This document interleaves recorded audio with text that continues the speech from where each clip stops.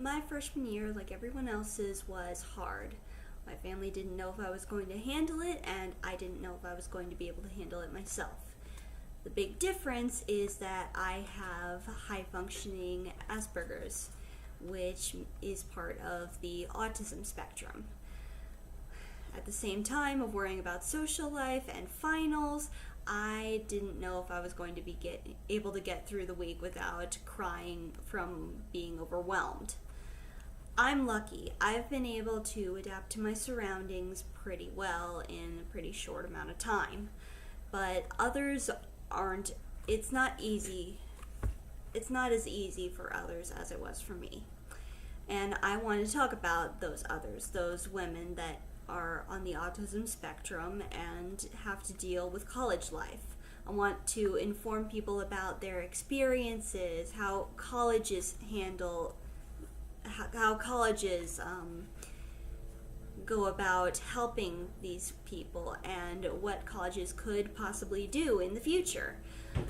I will be using terms like autism, ASD, autism spectrum disorder, Asperger's kind of interchangeably, although they are not the exact same thing, but they are very similar. People didn't really have access to academic accommodations in really any academic setting until the 1970s with the Individuals with Disabilities Education Act, which allowed for accommodations to be seen as a right rather than a privilege, and to be given for free rather than being possibly available if a parent could pay for it.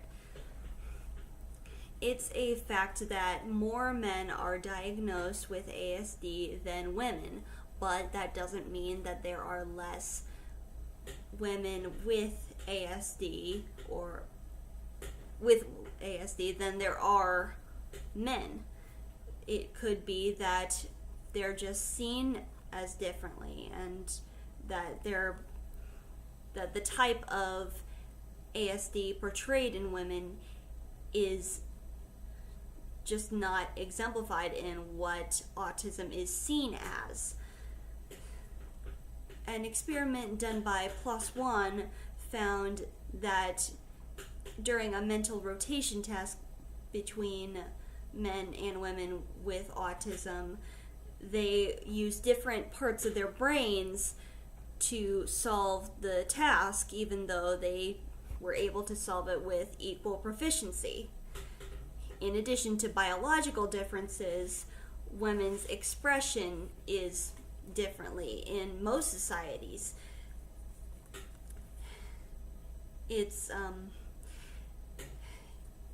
Women are put under these super strict guidelines about the way they're supposed to behave.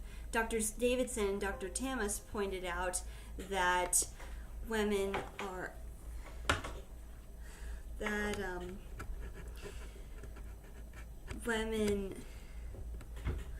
given these high expectations about what they're supposed to be without any real logic to it. And in an ASD mindset where logic is needed, that's frustrating and confusing. And that's why feminism is so important to disabilities, because women's rights and disability rights share a lot of the same social justice aspects of uniqueness and diversity, and a person's attitudes and the way they express themselves does not make them less of a human being.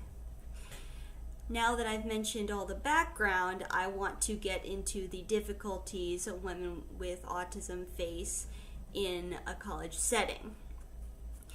I, of course, have faced my difficulties, as I've mentioned earlier, but in addition to mine, others have faced very similar ones.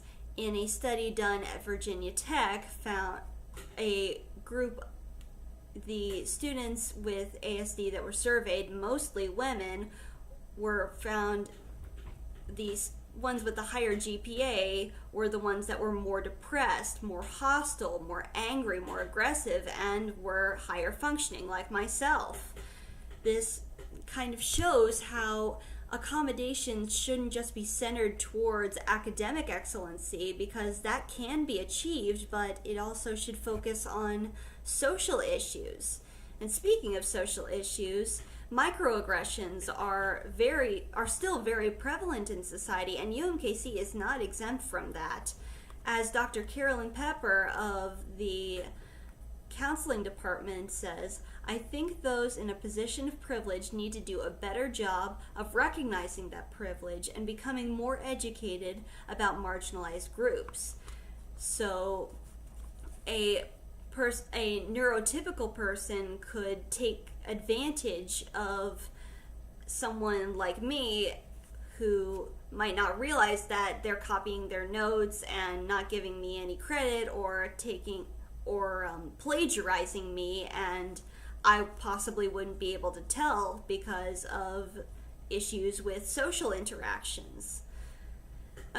The UMKC disabilities and counseling offices do provide a very diverse array of assistance, from parking and dietary and testing and housing, and counseling offers couples counseling and those 8 sessions that we're allowed to have for free. And Dr. Pepper believes that that the university does the best it can, despite the fact that it is understaffed and underfunded. I personally have thought things have been okay. While a lot of my accommodations are very useful to me, the process of getting those has been very difficult. I constantly have to advocate to myself in front of professors and remind them, and sometimes they don't even look at my letter of accommodations until it's like the day of the midterm. Again, I'm not alone in this. In a study done on a group of people with autism, or on the autism spectrum, that had gone through or were in the middle of post-secondary education, 31% said they were not satisfied with the accommodations they received. They felt like they were unnecessary, they didn't quite match up with what they needed, etc. So how can they be improved? Well, they had several different ideas, from having a space where they could be completely quiet, or to not having accommodations at all. But I picked a few that really stuck out to me and were very prevalent within the study. One of them was for a social group, which is something that I looked for when trying to find information for this, even though I never found any. It would be possibly organized around interests of different people and would be overseen by somebody that could be a mediator for everyone and really would help with social interactions. And this has been done in the past, similar situations like this, and it has worked to a degree. But one student brought up something that I very much agree with, is that there could be a feeling that this is sort of like assigning friends, like an awkward get-to-know-you situation, like how some classes have during the beginning of the year, for example. Another idea was a mediator or a mentor who wouldn't necessarily be like a super professional, but it could also be like a student. And they would be sort of the social advocate for situations with professors, with everyday situations. But my argument with this is that I don't think that understanding or trying to understand somebody with autism should be like a third party's job to explain. I feel like professors should be accepting rather than having somebody else explain it for them. And the third idea, which is my personal favorite, is this thing called universal design learning, which incorporates accommodations into the everyday habits of classrooms by training professors and teachers on different ways to teach a subject. And I love this because all those women out there that potentially haven't been diagnosed yet and maybe won't be diagnosed because of their situation, if they are presented with this kind of learning style based on autism, then they can benefit from it without realizing that, it bridges the gap in identity, in a sense. So, as I've mentioned with the ideas, there's also ways that teachers and students can assist. Teachers can need to acknowledge multiple identities. It's not just a person with autism. It's a person with autism that is a woman, or a person with autism that is a person of color, and multiple parts of their identities need to be acknowledged, as well as that into playing what they need as a student. And Dr. Edlin Pena mentions that if that isn't taken into account, it dishonors lived experiences, limits understanding, and perpetuates stereotypes.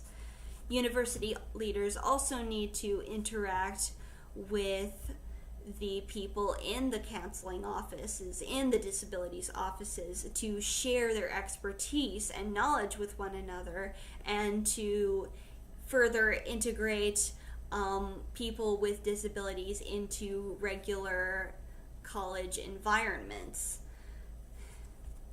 And in addition to this, this also helps with the way students perceive people with autism. There, in that study mentioned with Dr. Jennifer Serrett, the highest desired thing that most of the people wanted was to be more accepted within a college environment, for people not to be freaked out if they need to shake their hands or flap their hands to make themselves calmer in a situation, or if they're like me and constantly stuttering through a test because of being overwhelmed.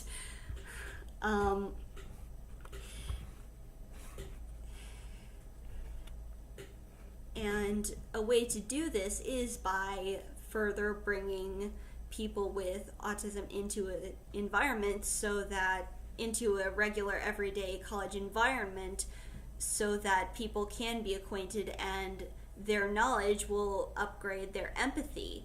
And that's been shown to really help people in the past. A Canadian study in 2013 found that college students are more likely to volunteer and assist somebody with autism if they have had exposure in the past. Less separation and more normalization can ultimately help everyone involved.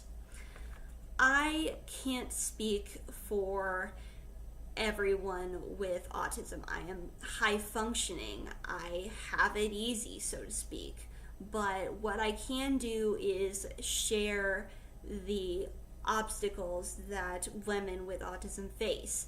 They're misunderstood by society and psychology, which means that college is even harder at this point where you're supposed to be figuring out your identity. And it's harder to see for everyone else involved, including professors. There are multiple ways to get around this, though, if given the right kind of attention in an academic and a psychological environment. And this could make a significant impact on the life of a female on the autism spectrum, including someone's like myself. Thank you.